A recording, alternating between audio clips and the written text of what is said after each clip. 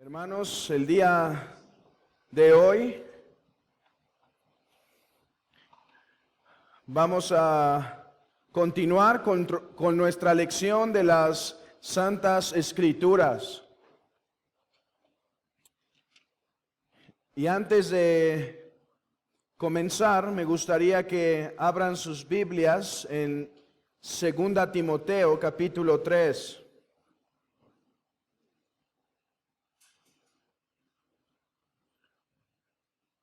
Segunda Timoteo, capítulo 3, versículo 14 al versículo 17.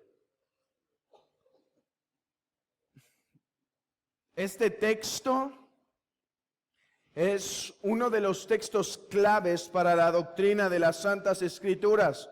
Se repite 4 veces en distintos párrafos. 4 veces se menciona este texto.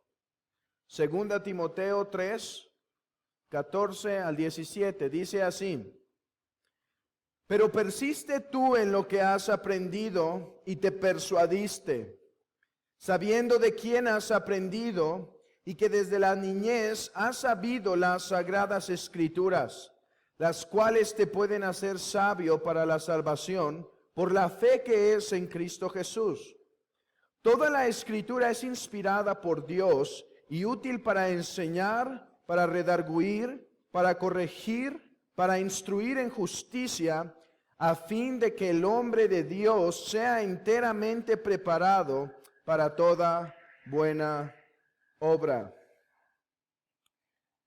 Hermanos, esto constituye lo que sería la lección número 4. La parte 2 sobre la doctrina de las Santas Escrituras. Y simplemente pueden tomar su confesión de fe y hagamos un breve resumen de lo que vimos en la última ocasión. En el párrafo 1 hablamos sobre la necesidad, la eminente necesidad de las Santas Escrituras. En el párrafo 2 y en el párrafo 3 se declara explícitamente cuáles son estas Santas Escrituras que son necesarias. En el párrafo 3 se dice cuáles no son. Los libros apócrifos no pertenecen a las Santas Escrituras.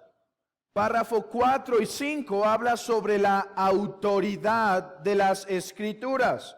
En el párrafo 4 se nos dice que no debe ser creída la Biblia como la palabra de Dios por el testimonio de la iglesia, sino es creída que la Biblia es la palabra de Dios por su propio testimonio y autoridad. En el párrafo 5 se nos habla del lugar que tienen los testimonios externos para fortalecer nuestra seguridad de que la Biblia es la palabra de Dios, pero el lugar especial que tiene la Biblia como autoatestiguadora. Esa palabra es importante. Autoatestiguadora. Se testifica. La Biblia testifica de sí misma ser la palabra de Dios. Un breve resumen. Ahora entramos a lo que es el párrafo 6. Y puedes poner el siguiente título por encima de este párrafo: la suficiencia de las Escrituras. Este párrafo trata específicamente sobre la doctrina de la suficiencia de las Escrituras. Hablamos un poco al respecto sobre esto por la manera en la cual empieza el párrafo 1 del capítulo 1. La Santa Escritura es la única regla suficiente. Sin embargo, aunque dijimos algunas verdades sobre la suficiencia de las Escrituras, este párrafo tiene como propósito establecer claramente qué queremos decir porque la Biblia es suficiente.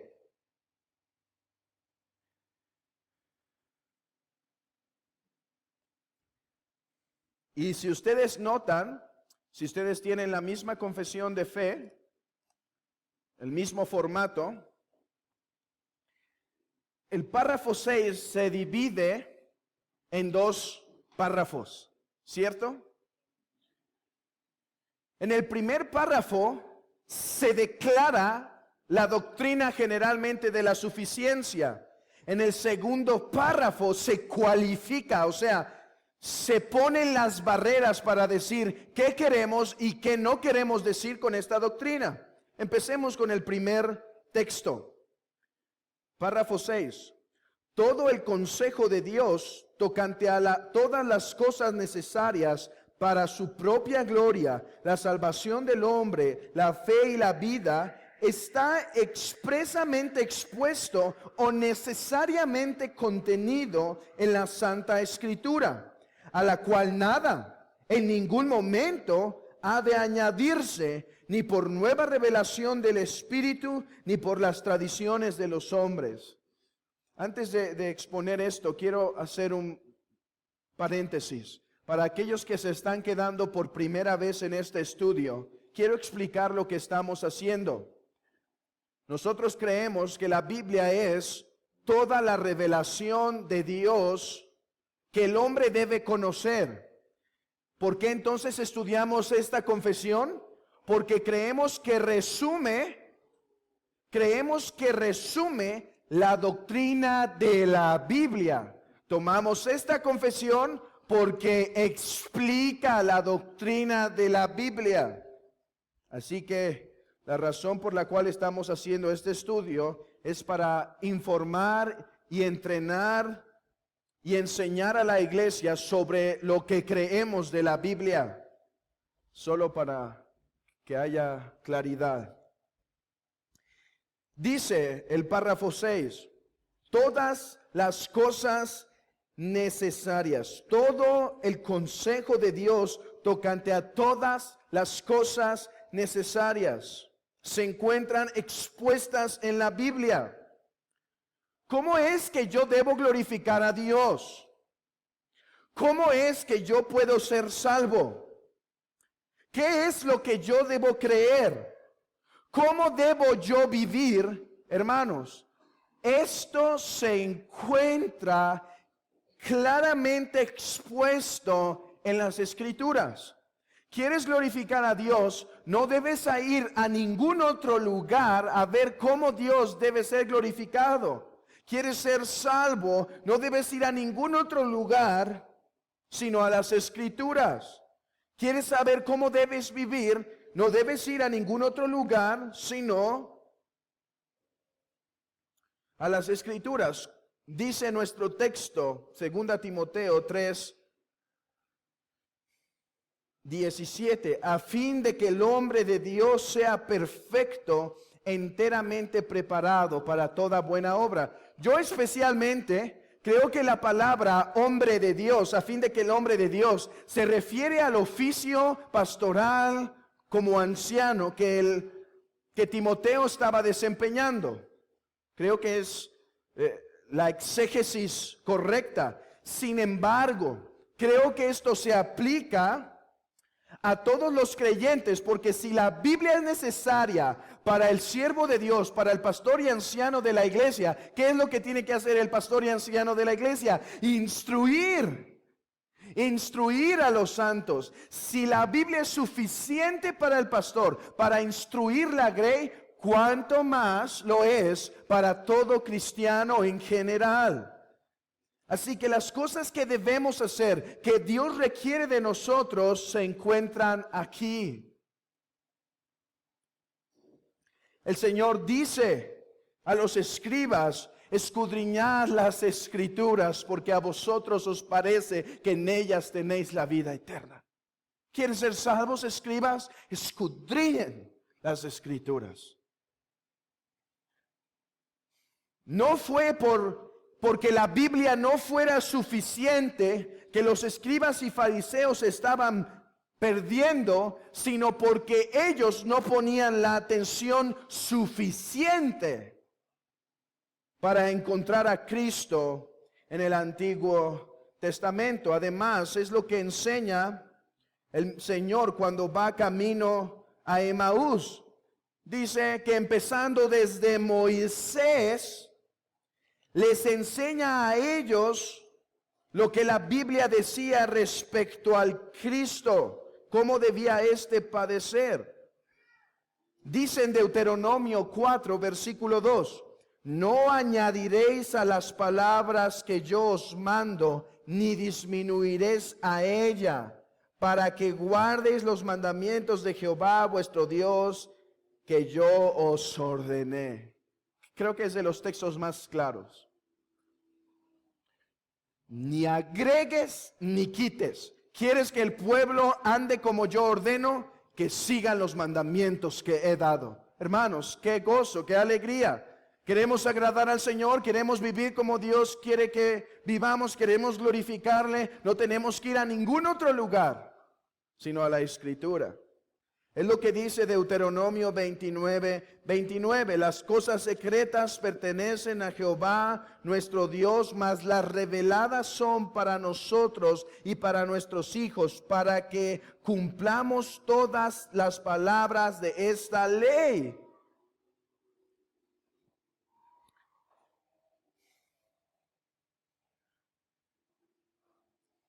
Entonces, la Biblia es suficiente. Puedo decirlo de esta manera. La Biblia tiene siempre la preeminencia sobre cualquier área de nuestras vidas. Hermano, que la Biblia es suficiente no te dice que si debes ser científico o matemático. Pero la Biblia sí te instruye que cualquiera de las cosas que tú elijas, cómo te debes conducir. La Biblia no te dice en qué trabajo debes entrar, pero sí te dice si puedes concluir en qué trabajos no puedes estar. Entonces la Biblia forzosamente debe ser puesta ante nuestros ojos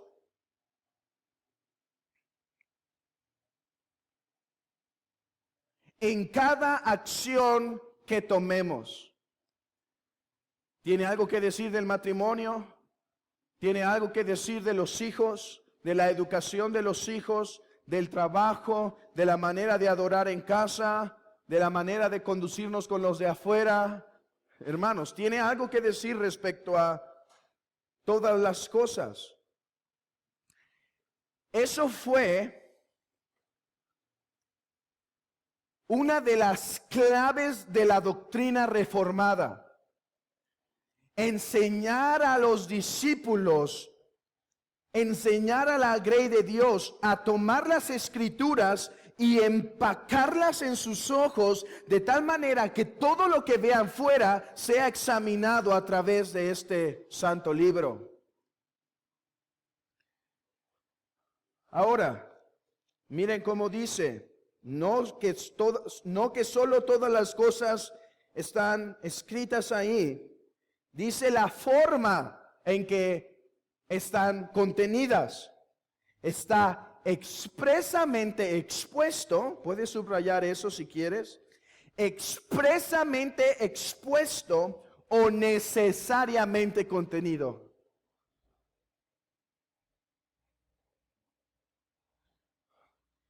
Hay mandamientos de cómo nos debemos conducir claramente expuestos, ¿no es verdad, hermanos?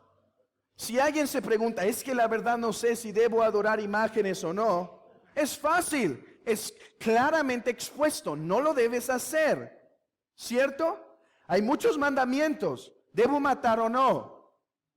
Claramente expuesta la voluntad de Dios, ¿debo trabajar o no?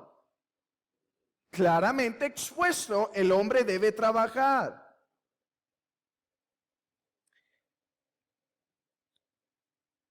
Pero hermanos, hay muchas cosas que la Biblia no dice en cuanto a nuestra vida diaria. Como he dicho, el trabajo que debemos recibir y demás. Aunque hay cosas que no están expuestas, están, y si subrayaste las palabras pasadas, esta subraya las más. Está necesariamente contenido. Necesariamente contenido. Algunos creen que Dios está en contra de la lógica, pero les tengo, no sé si son malas o buenas noticias, para mí son buenas, pero la Biblia no está peleada con la lógica. La lógica le pertenece a Dios. Si la lógica es verdad, esta le pertenece a Dios porque no hay verdad fuera de Él. ¿Contra qué tipo de lógica Dios se desagrada? Contra la lógica que no toma en cuenta la palabra de Dios, sino bajo sus propios razonamientos hace su lógica. Pero podemos tomar de la Biblia conclusiones lógicas.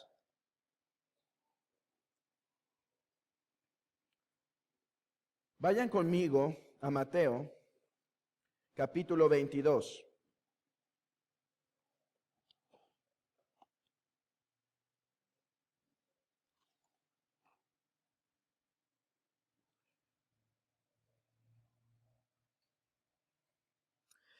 Mateo 22, versículo 31 y 32.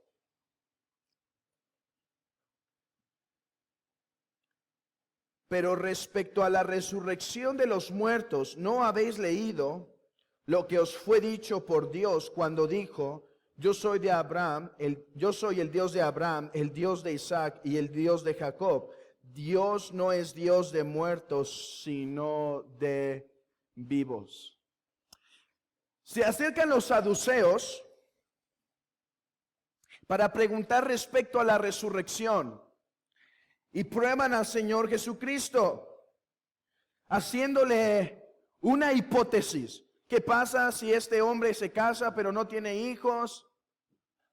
Y entonces el hermano, el que está vivo, se casa con ella y no tiene hijos, así sucesivamente. ¿Saben cómo responde el Señor? Para confirmar que el Antiguo Testamento enseña la resurrección de los muertos, cita un pasaje del Antiguo Testamento. Ahora, hermanos, cuando vamos a este pasaje, es claramente que la discusión en el Antiguo Testamento, el texto que nuestro Señor está tomando, no es de la resurrección de los muertos. No es. Es otro tema.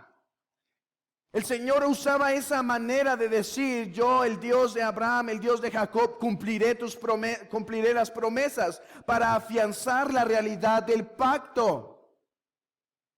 Pero el Señor dice, aunque ese texto no lo enseña directamente, está necesariamente contenida la verdad de la resurrección de los muertos. Porque cuando Dios dijo que Él era Dios de Abraham, Dios de Isaac, Dios de Jacob, obviamente Él no es Dios de muertos, Él es Dios de vivos. El Señor toma la implicación de un texto como autoritativa. ¿Cuál fue el error por el cual el Señor reprendía a los escribas y fariseos en el Sermón del Monte? ¿No decía el texto no matarás? Sí, pero necesariamente tiene contenido que al no matar también se prohíbe todo tipo de mal pensamiento en el corazón.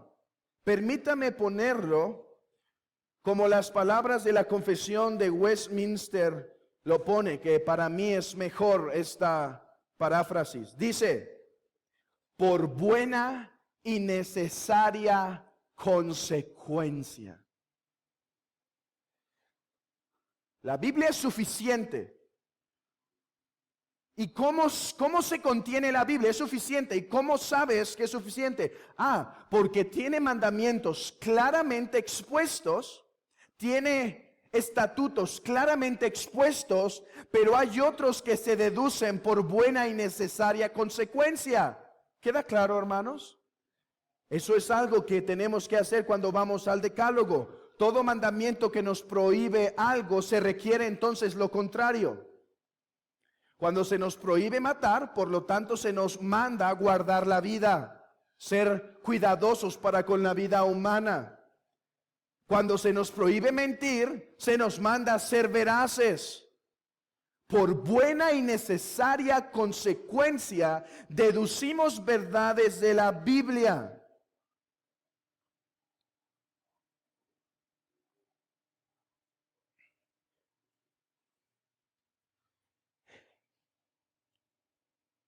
Entonces, todo lo que debemos saber se encuentra claramente contenido en las Escrituras, ya sea expuesto o necesariamente contenido o por buena y necesaria consecuencia. Buena y necesaria consecuencia.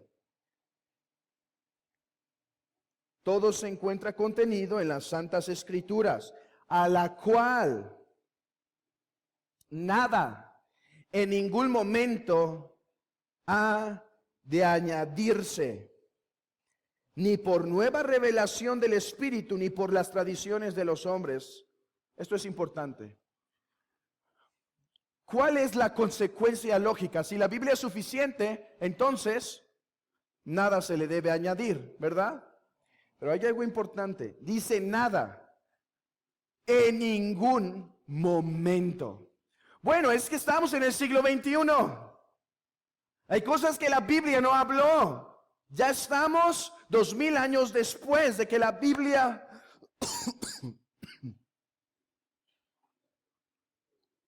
se cerró, se consumó la revelación.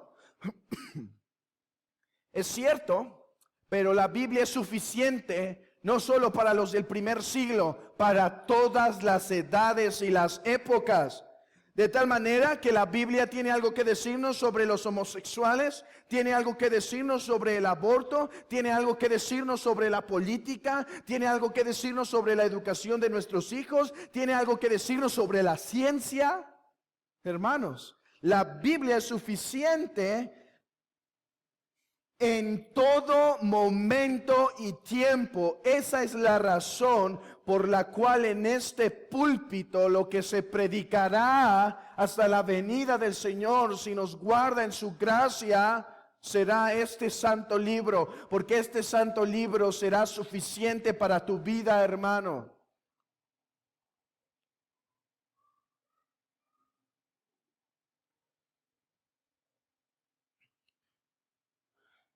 Cuando dice que no se ha de añadir nada ni por revelación, es una clara declaración en contra de los anabaptistas. Los anabaptistas, aunque es un grupo muy diverso, muchos de ellos creían en nuevas revelaciones. Y es por eso que yo creo que la confesión declara, ni por revelación, ni por tradición de los hombres. Claramente, ¿contra quién está dirigido ese? ¿Verdad? Contra el catolicismo romano.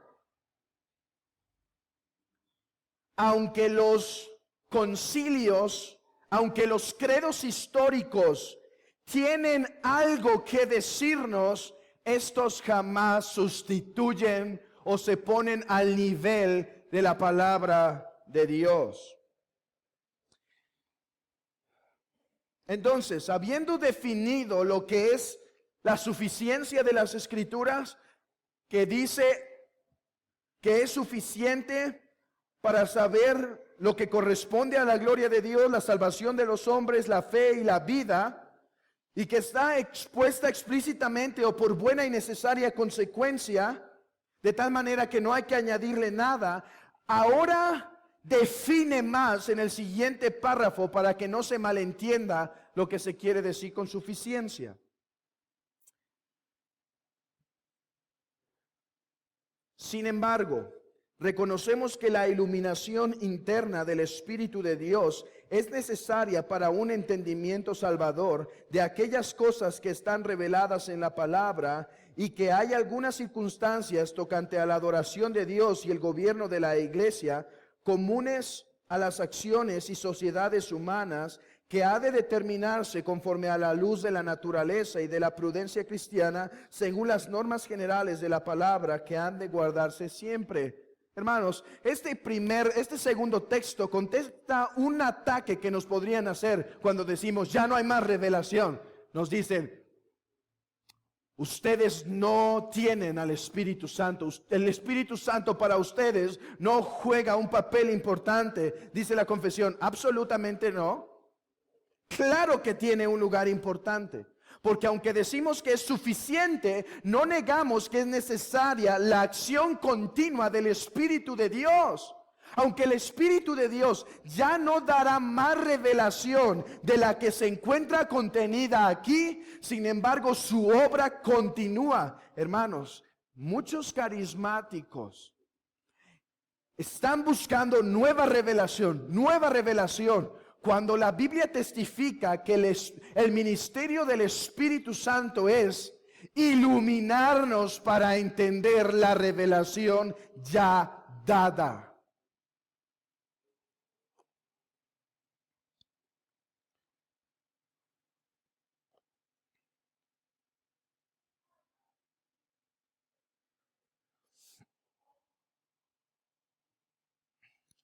Permítanme leer un texto para ustedes.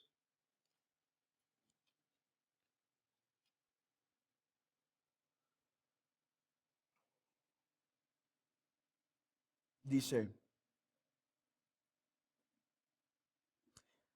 antes bien, como está escrito, cosas que ojo no vio, ni oído oyó, ni han subido en el corazón del hombre, son las que Dios ha preparado para los que le aman. El apóstol Pablo en 1 Corintios capítulo 2 está diciendo: hemos recibido revelación de Dios. Y específicamente eso, hermano, habla del Evangelio. En el contexto es el Evangelio, la revelación del Espíritu Santo. Pero después que dice la revelación única y para siempre de Dios, después dice: pero Dios nos la reveló a nosotros por el Espíritu, porque el Espíritu todo lo escudriña, aún lo profundo de Dios, porque ¿quién de los hombres sabe las cosas del hombre sino el Espíritu del hombre que está en él? Así tampoco nadie conoció las cosas de Dios sino el Espíritu de Dios. Dice: no negamos la continua y necesaria actividad del Espíritu de Dios, no para dar más revelación, sino para iluminarnos de la revelación que Él ya dio. Hermanos, la palabra y la obra del Espíritu no puede ser separada. El Espíritu nos revelará lo que ya ha escrito, lo que ya ha inspirado. Entonces, en primer lugar, se dice que es necesaria la iluminación. En segundo lugar, se define mejor esta doctrina cuando dice: hay algunas circunstancias que son dejadas a la luz de la naturaleza y a la prudencia cristiana. Dice que aquí que son cosas tocantes a la adoración y al gobierno de la iglesia, comunes a las acciones y sociedades humanas.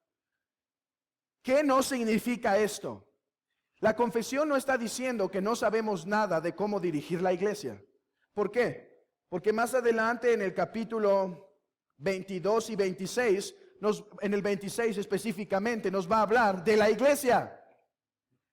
No está diciendo la confesión: bueno, deben ustedes examinar por la prudencia cristiana si una mujer puede ser pastora. No, absolutamente no, es claro. Pero dice que hay cosas dentro de la administración de la iglesia y el gobierno que son dejadas a la prudencia cristiana. Por ejemplo, la hora en que hemos de reunirnos no está estipulado, hermanos. Es las 11 a.m. del domingo. Fíjense, no se nos deja a nuestro criterio si debe ser el domingo o el sábado o el lunes. No. Es claro, el día del Señor es el domingo, pero la hora a la cual nos reunimos puede variar, depende de la prudencia cristiana. Depende de las circunstancias. Les platico que ustedes gozan de reunirnos en las mañanas a las 11, pero en la iglesia de Toluca tenemos que reunirnos a las 6 de la tarde, porque el hermano que predica en México a las 11 de la mañana tiene que ir a Toluca por la tarde, y eso no está estipulado, no hay algo que estamos quebrantando. Entonces, hay cosas dentro de la iglesia. ¿Cuántos estudios dar? El día del Señor es uno y ese día debe haber predicación. Pero ¿qué tal si hay un estudio en la tarde?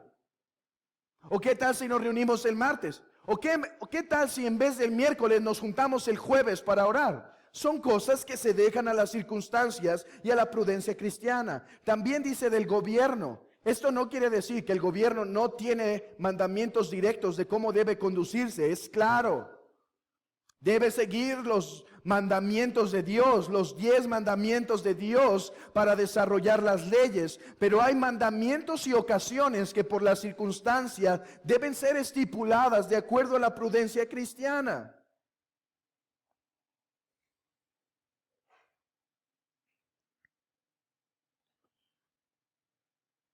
Hermanos, es porque creemos esto que las mujeres de esta iglesia no usan velo. Creemos que era algo que el apóstol Pablo manda por la prudencia cristiana en los tiempos, en sus tiempos. El velo era necesario, culturalmente era una necesidad. Y él dice, sean prudentes.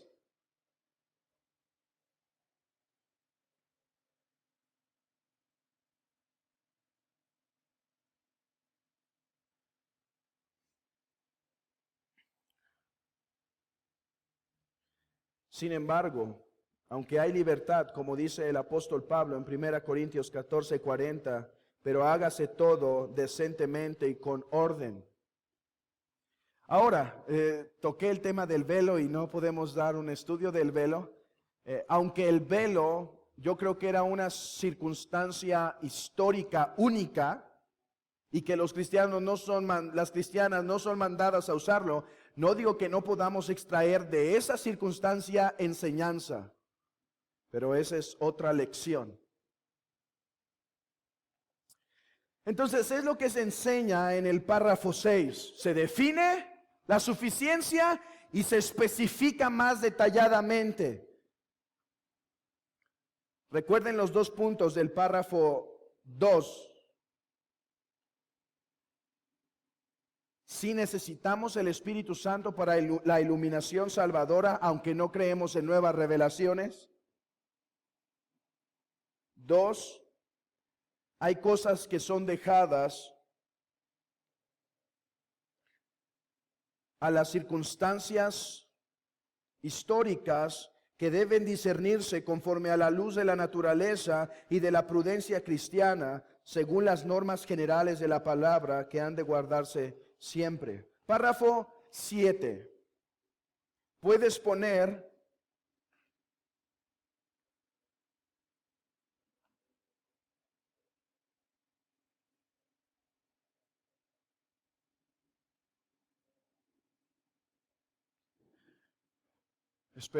esperemos un momento, hermanos, que la pila está a punto de morir.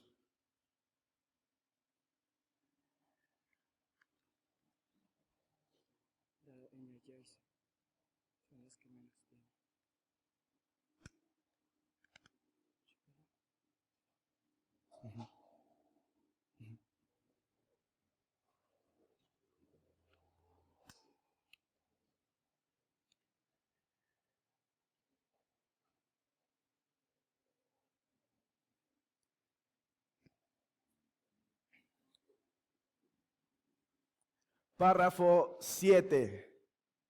Puedes poner como título de ese párrafo la claridad o perspicuidad de las Escrituras. La claridad o perspicuidad de las Escrituras. Digo esta segunda palabra, hermanos, porque es la palabra que se maneja normalmente cuando se habla de la claridad de las Escrituras. Así que si lees un libro de teología sistemática y encuentras esta palabra, perspicuidad es sinónimo de claridad simplemente. Dice así el párrafo 7. No todas las cosas contenidas en la Escritura son igualmente claras en sí mismas, ni son igualmente claras para todos. Sin embargo, las cosas que necesariamente han de saberse, creerse y guardarse para salvación, se proponen y exponen tan claramente en uno u otro lugar de las Escrituras, que no solo los eruditos, sino los que no lo son, pueden adquirir un entendimiento suficiente de tales cosas por el uso adecuado de los medios ordinarios. Hermanos, hay cosas, la confesión reconoce que hay cosas en la Escritura que son difíciles de entender. ¿Recuerdan lo que el apóstol Pedro dice en 2 de Pedro capítulo 3? Capítulo 3, versículo 16.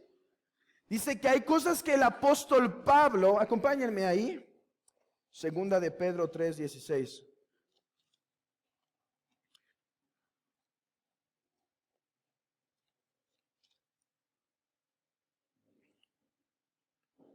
Casi en todas las epístolas, hablando en ellas de estas cosas, entre las cuales hay algunas difíciles de entender, las cuales los indoctos e inconstantes tuercen, como también las otras escrituras para su propia perdición. Hay algo importante, dos verdades importantes en este texto. Una, hay cosas difíciles que el mismo apóstol Pedro reconoce que son difíciles. Hay cosas que el apóstol Pablo escribe que en verdad hacen que el apóstol Pedro confiese, son difíciles de entender. Y hermanos, todo aquel que ha ido a través de la carta de Romanos, de la carta de Efesios, de la carta de Gálatas, de la carta de Colosenses, los Filipenses, etcétera, uno sabe la dificultad de estas cartas, que hay dificultad en ellas. Pero noten algo, hermanos. Dice que los indoctos e inconstantes tuercen, como también las otras escrituras.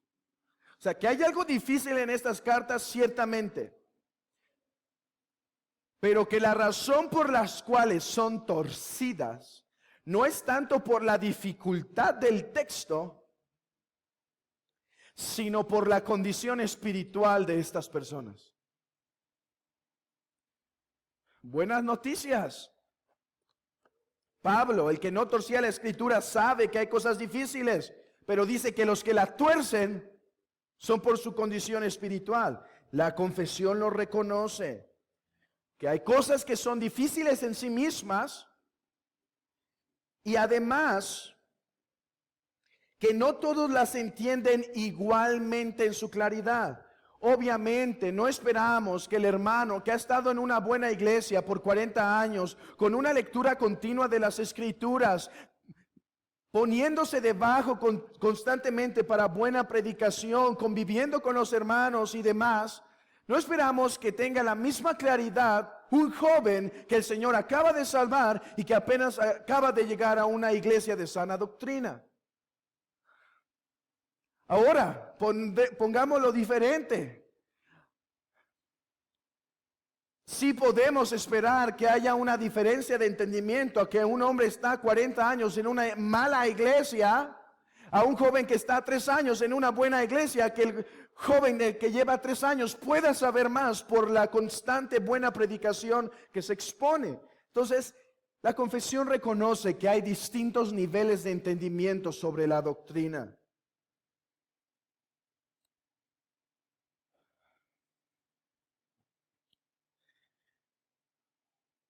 ¿No era así de Apolos?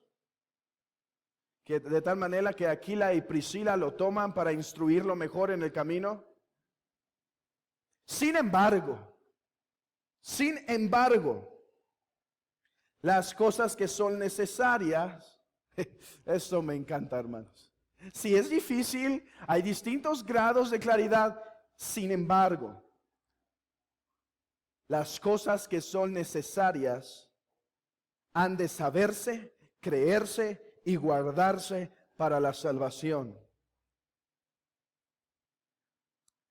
Sin embargo, lo que Dios quiere que sepas, que influye para la gloria de Dios, para la salvación y la vida, dice, las puedes entender. ¿Por qué? Porque se encuentran claramente expuestas en un lugar o en otro lugar de la Escritura. Sí, hermanos, hay textos, ciertamente, si vas a Eclesiastés y lees un rato Eclesiastés y preguntas a Eclesiastés, ¿cómo es que puedo ser salvo? Hermano, tu cabeza va a empezar a sacar humo. Es difícil ese libro. Si vas a Daniel, si vas a Zacarías, es difícil. Pero quieres saber cómo puedes ser salvo, ve a los evangelios. Lee la epístola de Pablo sobre los Gálatas, que el hombre es justificado por la fe sin las obras de la ley. Ve a Romanos, que el evangelio se revela por fe y para fe, como está escrito, el justo por la fe vivirá. ¿Quieres saber cómo vivir? Ve a Romanos capítulo 13, 14, 15 y 16. Ve a Efesios capítulo 4 en adelante. Ve a Gálatas capítulo 4 en adelante. Hermanos, aunque hay cosas difíciles, en uno u otro lugar se muestra claridad. Y el siguiente frase, espero que nos anime a todos. Que no solo los eruditos, sino los que no lo son, pueden adquirir entendimiento suficiente de tales cosas. Buenas noticias, ¿no, hermanos? No somos eruditos, pero la Biblia no fue escrito para eruditos, fue escrito para su pueblo. Hermanos, yo leí esto y me sentí gozoso.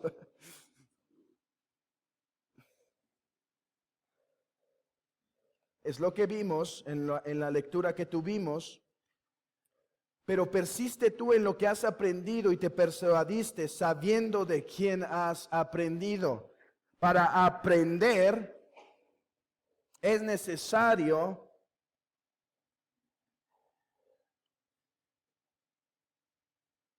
tener claridad. Aparte, hermanos, este texto está muy ligado a las suficiencias. A la suficiencia. ¿De qué sirve que la Biblia fuera suficiente si no pudiera ser entendida?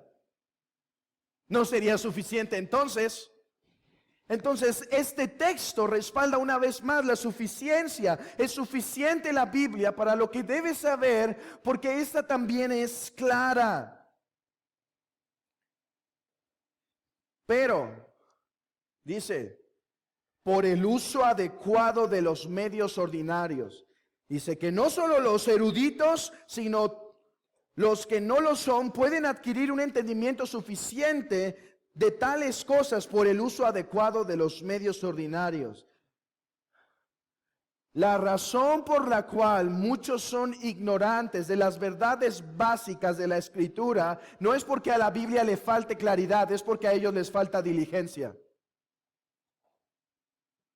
La Biblia es clara y obtendremos el suficiente entendimiento si somos constantes en los medios ordinarios. Si somos constantes en la lectura diaria de la palabra, en la oración para la iluminación de los textos difíciles, en la continua exposición de la palabra de Dios, ponerse en la continua exposición de la palabra de Dios, en el continuo convivio con los hermanos, los medios necesarios, hermanos. Hermanos, que este texto nos mueva a diligencia. Joven, acabas de llegar a la fe. Sabe esto, no solo los eruditos pueden entender la Escritura, todos los que son diligentes en su estudio.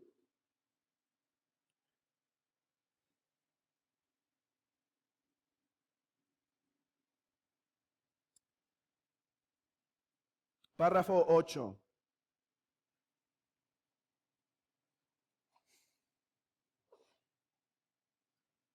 El párrafo 8 trata respecto a la transmisión y traducción de las Escrituras. El Antiguo Testamento en hebreo, que era el idioma nativo del pueblo de Dios antiguamente, y el Nuevo Testamento en griego, que en el tiempo en el que fue escrito era el idioma más generalmente conocido entre las naciones, siendo inspirados inmediatamente por Dios y mantenidos puros a lo largo de todos los tiempos por su especial cuidado y providencia, son por tanto auténticos, de tal forma que en toda controversia religiosa la iglesia debe apelar a ellos en última instancia. Pero debido a que estos idiomas originales no son conocidos por todo el pueblo de Dios, que tiene el derecho a las Escrituras e interés en la misma, y se les manda leerlas y escudriñarlas en el temor de Dios, se sigue que han de traducirse a la lengua vulgar, es decir, común, de toda nación a la que sean llevadas, para que morando abundantemente la palabra de Dios en todos, puedan adorarle de manera aceptable, y para que por la paciencia y consolación de las Escrituras tengan esperanza. Este párrafo declara dos cosas: la forma original de la Biblia y la necesidad de ser traducida. El idioma original en el cual la Biblia fue escrito, el Antiguo Testamento hebreo y el Nuevo Testamento griego, y son estos documentos los que fueron, nota esta palabra, puedes subrayarla, inspirados inmediatamente. ¿Qué quiere decir inmediatamente? No que fue inmediato, de tiempo, sino que fue directamente Dios, o sea, Dios obrando directamente, no simplemente dirigiendo por fuera o de lejos, sino totalmente involucrado en la realización de estos escritos. Fue mediada de Dios. Hermanos, esto es importante. Fueron los escritos en el Nuevo Testamento griego y Antiguo Testamento hebreo los que fueron, en otras palabras, directamente inspirados por Dios. Directamente inspirados por Dios.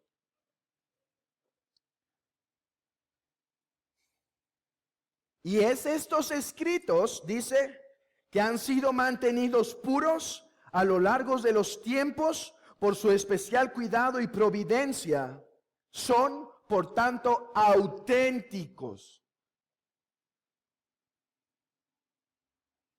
Dice, los escritos que Dios inspiró directamente usando al agente humano han sido mantenidos puros a lo largo de todos los tiempos. Pero debemos saber que las copias que fueron tomadas no fueron directamente inspiradas, sino providencialmente mantenidos puros a lo largo de todos los tiempos. Y ha habido tanta cuidado providencial en ellos que podemos llamarlos los autógrafos auténticos, los escritos originales. Esto no implica, de hecho, si tú compras una Biblia de Reina Valera o Biblia de las Américas, notarás ciertas diferencias. Y quizá puesto abajo una nota que dice, algunos manuscritos no contienen esto.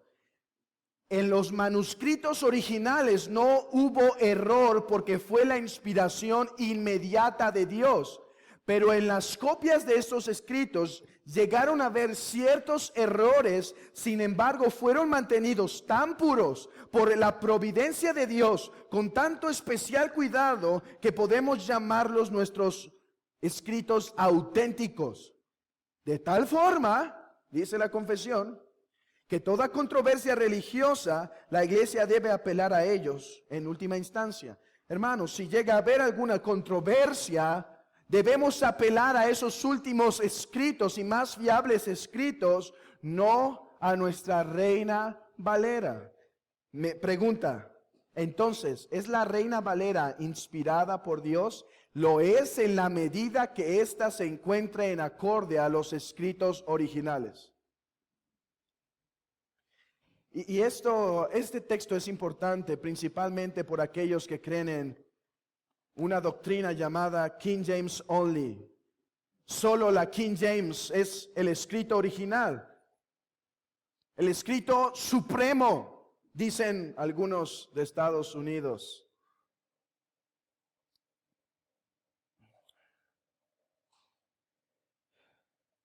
Y no solo se declara los escritos originales, sino la necesidad de ser traducidos a la lengua común. Hermanos, esto es importante.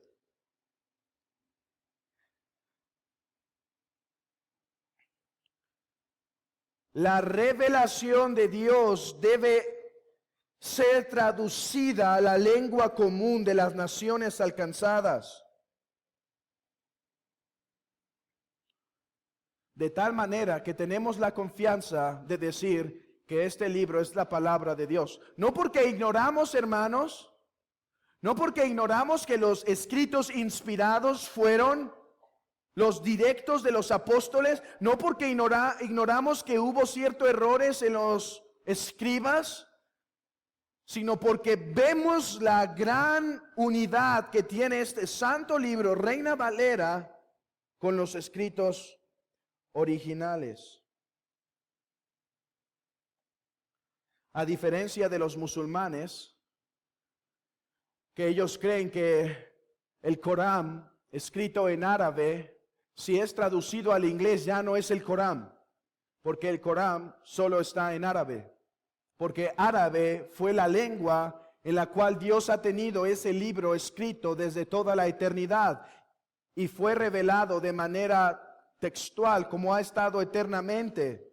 Por lo tanto, si tú dices a un musulmán, estoy leyendo el Corán, ¿en qué idioma? Inglés. Ellos te van a decir, no estás leyendo el Corán. Estás leyendo una paráfrasis del Corán, aunque sea casi textual, Sin embargo, nosotros como cristianos tenemos la certeza y fiabilidad de decir que esta es la santa e inerrante palabra de Dios, por la unidad que encuentra nuestra escritura con los escritos antiguos. Párrafo número 9. Puedes poner analogia, una palabra latina, analogia fide, o regla de interpretación, cualquiera de los dos. Y mira, de hecho así empieza el párrafo 9. La regla infalible de interpretación de la Escritura es la propia Escritura y por consiguiente, cuando surge una duda respecto al verdadero y pleno sentido de cualquier Escritura, que no es múltiple sino único, se debe buscar por medio de otros pasajes que hablen con más claridad. Hermanos, este párrafo, junto con el párrafo 7, donde dice que aunque hay cosas difíciles de entender, lo que es necesario de creerse y guardarse para la salvación, se proponen o exponen claramente en uno u otro lugar de las Escrituras, es la regla de interpretación por excelencia. ¿Has escuchado lo que significa la hermenéutica? ¿Has escuchado esa palabra, hermenéutica? Esa palabra simplemente significa el arte y la ciencia de interpretar el texto. Y de entre todas las reglas, hermanos, hay libros grandes sobre la hermenéutica.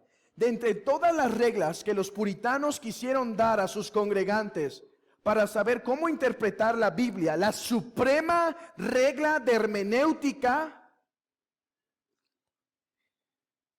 es la Escritura con la propia Escritura. Interpretar la Escritura con la propia Escritura.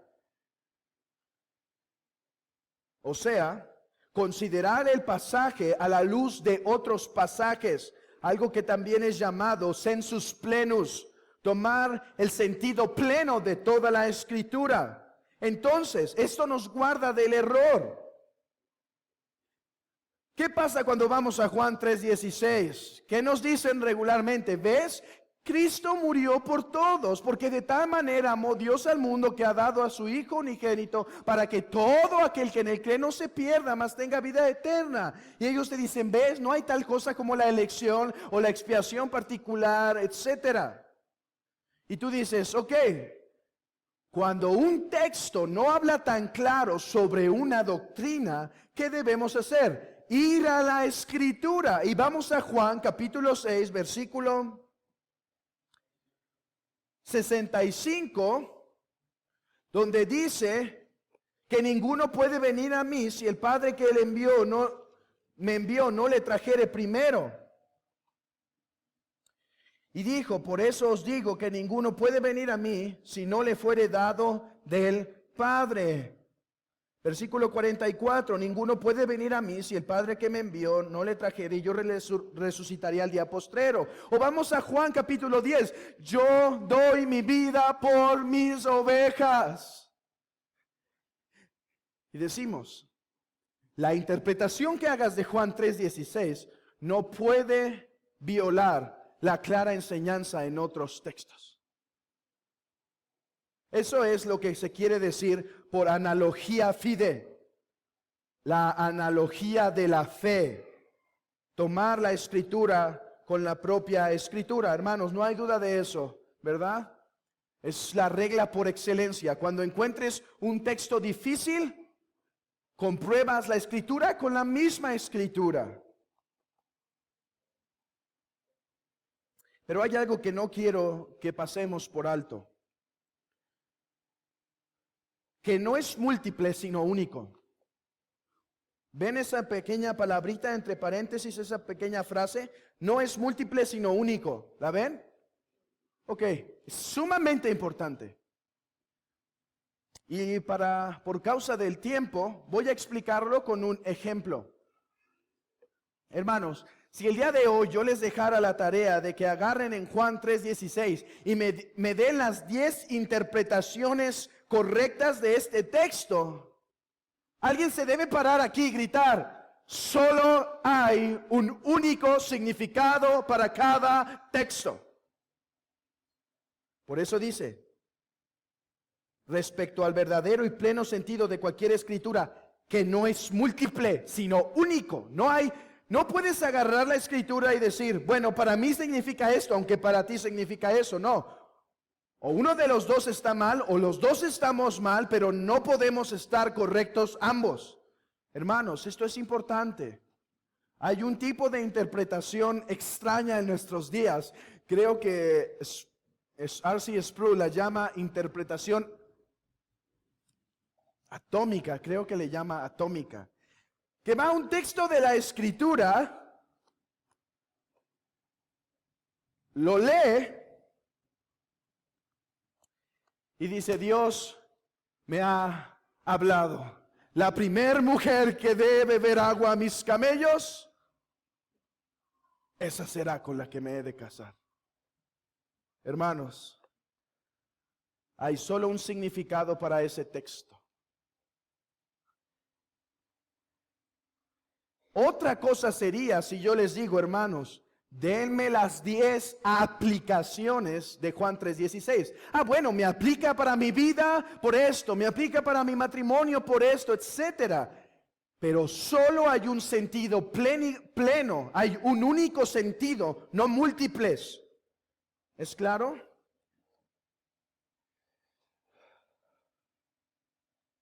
Párrafo 10. Puedes poner arriba sola escritura. Sola escritura o la supremacía de la Biblia. Hermanos, el párrafo 10 resume correctamente lo que significa sola escritura. ¿Recuerdan las 5 solas? Creo que lo primero que tengo que decir es lo que no significa. No enseña y no quiere decir que no podemos valernos de escritos de hombres antiguos, de tratados, de confesiones, de credos.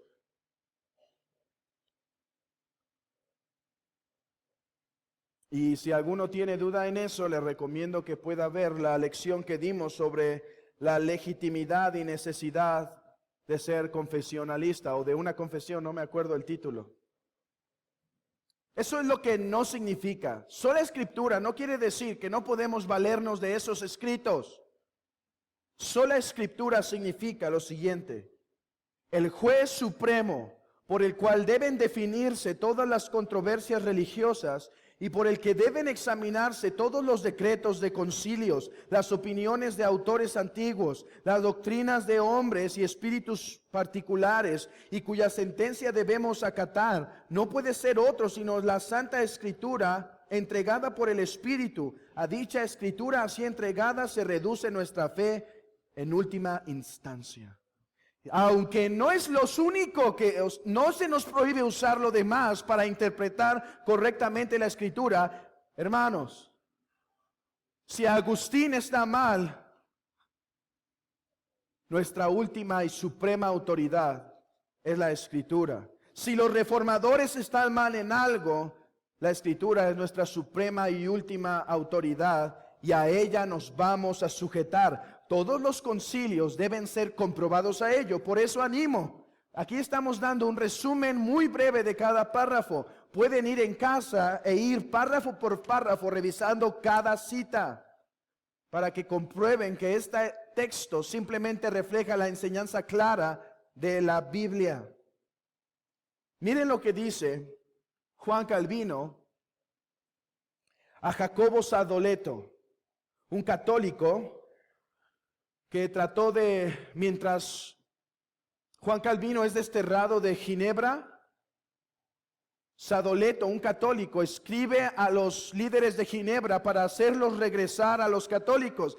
Y como los de Ginebra habían expulsado a Calvino y les llega esta carta, le escriben a Calvino: hermano, ayudan. Bueno, no sé si usaron hermano, ¿verdad? Pero Calvino contesta a Sadoleto,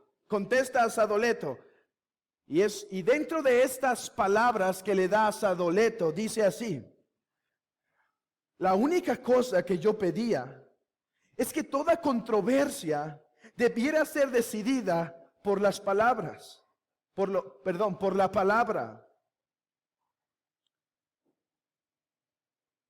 Los padres y los concilios son autoridad en la medida que ellos acuerdan con la regla de la palabra.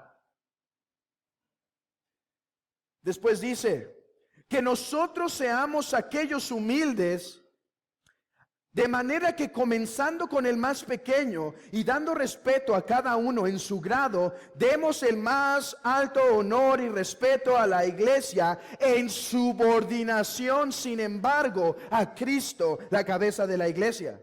Que nosotros seamos obedientes, de manera que mientras nos disponemos a escuchar a nuestros ancianos y superiores, probemos toda obediencia por la palabra de Dios. Por último, que nosotros seamos la iglesia cuya supremo cuidado es humildemente y rigurosamente venerar la palabra de Dios y nos sometamos a su autoridad. Perfectas ilustraciones de lo que es sola escritura. Sola escritura no quiere decir que los miembros de la iglesia pueden ignorar a sus ancianos, pueden ignorar a sus pastores, que no necesitan maestros que enseñen, que no necesita dirección, que no pueden leer un libro. Sola escritura se necesita, que es bajo este escrutinio que probamos todo lo que los autores, pastores y demás dicen. Hermanos, mi deseo es que nazca un celo mayor por la supremacía de la palabra de Dios, al ver que esta es necesaria, al ver que esta es autoritativa, al ver que esta es suficiente, al ver que esta es totalmente clara, al ver que fue necesario su traducción, al ver que puede ser comprendida comprobando escritura con escritura. Que sea nuestra suprema y más alta autoridad en nuestras vidas, hermanos.